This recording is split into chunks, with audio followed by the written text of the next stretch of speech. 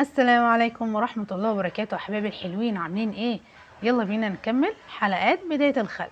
الحلقة السابقة كانت ختام قصة سيدنا آدم عليه السلام، وكانت قصة عظيمة وعرفنا فيها رحمة ربنا بالبني آدمين إذا أذنبوا يستغفرون الله ويتوب عليهم.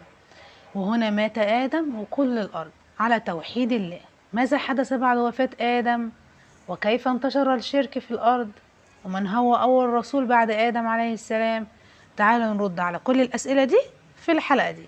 بعد وفاة سيدنا آدم ظل الناس على الأرض قرون طويلة على التوحيد، وكان آدم شيث يعمل بوصية أبيه أن يدعو الناس إلى التوحيد، حتى أرسل الله نبي إدريس عليه السلام، وهو كان نبي من الأنبياء يدعو إلى التوحيد. وهنا نعرف الفرق يا أصحابي من النبي والرسول. والرسول هو الذي ينزل بدين جديد. النبي إدريس كان يأمر بالمعروف وينهى عن المنكر حتى أنزل الوحي عليه، وقال له: يا إدريس، كل من يؤمن ويفعل من الخير ما من يوم إلى يوم القيامة إلا ويكتب لك أجر كل الناس من على الأرض وما فيها، الدال على الخير كفاعله، وكل من يفعل خير في ميزان حسناتك يا إدريس. وهنا فرح إدريس وكان يدعي الله أن يطيل في عمره. وأول ما ملك الوحي قال له كده وفرح، قال له: يا ملك الوحي، ممكن تقول لملك الموت إن هو يمد في عمري شوية عشان أقدر إن أنا أدعي ناس كتير؟ رد ملك الوحي عليه وقال له: إيه رأيك إن أنا أحملك إلى السماء إن أنت تقول الكلام ده أو تقول له الأمنية دي بنفسك؟ وبالفعل حملوا ملك الوحي إلى السماء الأولى، ثم السماء الثانية، ثم السماء الثالثة، ثم السماء الرابعة. وهنا لقوا الملك الموت، وقال له الملك الوحي إن إدريس يطلب منك طلب أن تمد في عمره حتى يكون في ميزان حسناته ويدعو الناس أكتر. رد ملك الموت: وأين هو إدريس الآن؟ رد ملك الوحي: إنه هنا في السماء الرابعة. رد ملك الموت: سبحان الله، أمرني الله أن أقبض روحه في السماء الرابعة، وكنت أفكر كيف وإدريس في الأرض. رد ملك الوحي: وبقي كام من عمره؟ قال ملك الموت: ولا حتى طرفة عين. وبالفعل تم الأمر، قبض روح سيدنا إدريس عليه السلام فين؟ في السماء الرابعة. ظل الناس على التوحيد سنوات، قرون، 10 قرون طويلة، حتى جاء اليوم حتى تحقق مراد الشياطين. وهنا كان يوجد 5 رجال صالحين: يعوث يغوث يعوق ونصر. ولما توفى ال5 الصالحين جاءوا الشياطين يزينون للناس ويوسوسون لهم ان هم يصنعون تماثيل ليهم حتى يذكروا الناس بأعمالهم الصالحة فيعملوا زيهم. وبالفعل بدأوا ان هم يعملوا تماثيل ليهم، مرت الأيام وعدت أجيال وأجيال. وهنا بدأ يتوسلون الناس بالدعاء بهم حتى يتقبل الدعاء من الناس بسبب الصالحين دول. وأول من عبدوا منهم عبدوا ود، وكان رجل صالح ولكن عبدوه بدون الله، وهذا شرك. وأول رسول أتى إلى الأرض بدين جديد وهو سيدنا نوح عليه السلام، وقال: يا قوم اعبدوا الله ما لكم من إله غيره إني أخاف عليكم عذاب يوم عظيم. وأول ما تصدى للرسول هم أعلية القوم والأغنياء وكبار القوم، وجاءوا إلى نوح: يا نوح، إن الذي تدعو إليه هو ضلال مبين. يا للعجب، من يدعو إلى الله أصبح في ضلال مبين، ومن يعبد الأصنام الذي لا تضر ولا تنفع هم الصحاء والعقلاء. فرد نوح: ليس لي بضلال ولكني رسول مبين أبلغكم رسالة ربي وأنصح لكم وأعلم من الله ما لا تعلمون. وهنا آمن مع نوح الفقراء المساكين والضعفاء، ولكنهم كانوا أعقل من أعلية القوم والأغنياء. والأغنياء ردوا على نوح: لا نراك إلا بشر مثلنا ومن حولك هم الفقراء والمساكين، حتى احنا مش عايزين نقعد معاهم أصلا. كان عندهم كبرياء. فرد نوح وقال: يا قوم أرأيتم إنا لا نجبر أحدا على أن يؤمن، وكل شخص حر في قراره. وهنا دعا نوح قومه 1000 سنة إلا 50، يعني 950 عاما، يدعو قوما ليلا ونهارا ولم يزدهم من دعائي إلا فرارا، يجعلون أصابعهم في آذانهم، وكانوا يضعون الثياب على وجوههم حتى لا يرونه، ويستكبروا عن عبادة الله. وقال لهم نوح: إذا رجعتم واستغفرتم فإن الله هو غفار رحيم، يغفر لكم ذنوبكم ويرسل عليكم السماء مدرارا ويجعل لكم أنهارا وجنات، ولم لا تعظمون ربكم.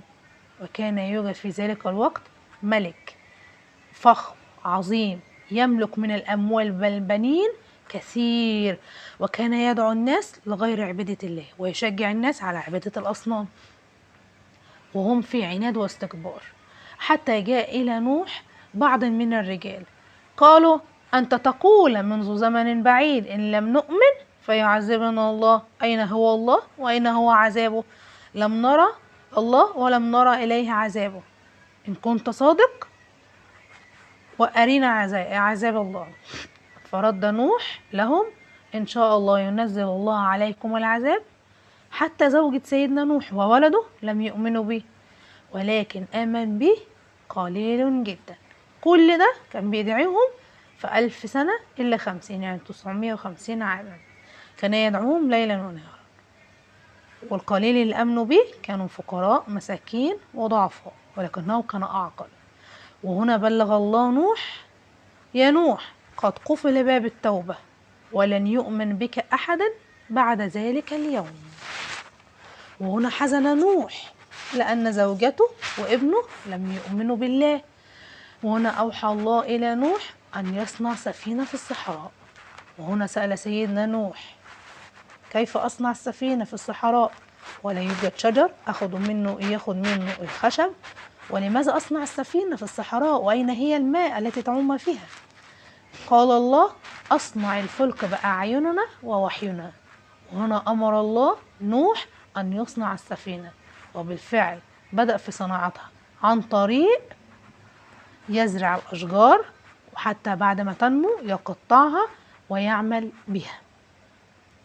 وبدأ الناس يمرون عليه ويقولون: أجننت يا نوح؟ كنت تدعون لعبادة الله الذي لم نراه، ثم الآن تصنع السفينة في الصحراء، ولماذا؟ فأوحى الله إلى نوح قال له: إذا رأيت العلامة اركب إلى السفينة أنت والذين آمنوا معك، وإلى العلامة أن يخرج من هذا التنور الماء، فأركب أنت ومن آمن معك. وهنا أوحى الله إلى الطيور والحيوانات وكل من آمن معه في الركوب إلى السفينة، ومن كل جنس الذكر والأنثى كل اجتمعوا في السفينة، وبدأت المياه تنتشر في كل مكان، وبدأت السماء تنزل الأمطار شديدة، والمياه والأرض تنفجر من العيون من المياه. وبدأت الناس الذين لم يؤمنوا يحاولون الارتفاع في صراخ وهوال، ويطلعوا بقى حوالين الجبال العالية ويحاولوا يهربوا من المياه. مفيش هرب، ولكن هلكوا جميعا، لدرجة ان المياه كانت تصل الى اقصى القمم الجبال المرتفعة. وهنا رأى نوح ابنه انه كان يهرب مع مين؟ مع الكفار، يحاول الهرب. ونادى نوح ابنه وقال له: لم تكن من الكافرين، تعال واركب معنا، الحق نفسك في الآخر. ولكنه قال: سأأوي إلى أعلى الجبال ليحميني من هذا الماء. فرد عليه نوح عليه السلام: إن هذه ليس بمطر، إنه عذاب الله قد نزل، فلا عاصم اليوم إلا من رحم الله. وهنا عاند ابن نوح أبيه حتى غرق مثل الكافرين، غرقوا جميعا. فحزن نوح حزن شديد، فحمد نوح ربه وقال: الحمد لله الذي نجانا من القوم الظالمين. وكان سيدنا نوح حزين جدا على ابنه اللي غرق. قال: يا رب إنه ابني، إنه من أهلي. قال الله: يا نوح إنه ليس من أهلك، إنها عمل غير صالح. وهنا استغفر نوح إن هو كان معترض على الأمر ده. وظلت السفينة عائمة لأيام وشهور وسنين، ولا نعرف الأيام قد إيه ولا الوقت قد إيه. وكان كل فترة يرسل سيدنا نوح الطير إن هو يطير ويشوف هل رجليه بدأ فيها الطينة، إن هو بقى فيه أرض يابسة إن هو يقدروا إن هينزلوا ولا لأ. بدأ يرسل أول مرة مفيش، تاني مرة لحد ما في مرة بيبعت الطير، لقى الطير اللي هي الحمامة أو الحمام الزاجل رجع ورجليه فيه إيه؟ طينة. بدأ اللي هو يعرف إن المية بدأت إن هي تقل. وهكذا حتى رست السفينة على جبل الجودي، ثم أنزل نوح والذين آمنوا ليعمرون الأرض ويوحدون الله، ولكل شيء نهاية. مرض نوح وفي قربه ابنه، أبناء الصالحين اللي هم آمنوا بيه وبالله.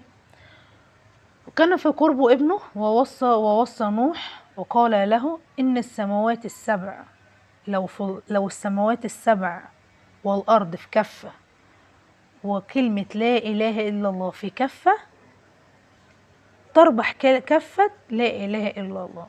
وهنا توفى نوح عليه السلام، وبدأ مرة أخرى الشرك ينتشر في الأرض.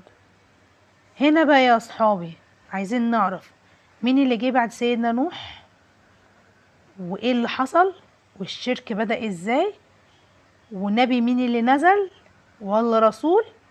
كل دوت هنعرفه إن شاء الله معانا في قناة الملكة وأبنائها من حلقات بداية الخلق. سلام.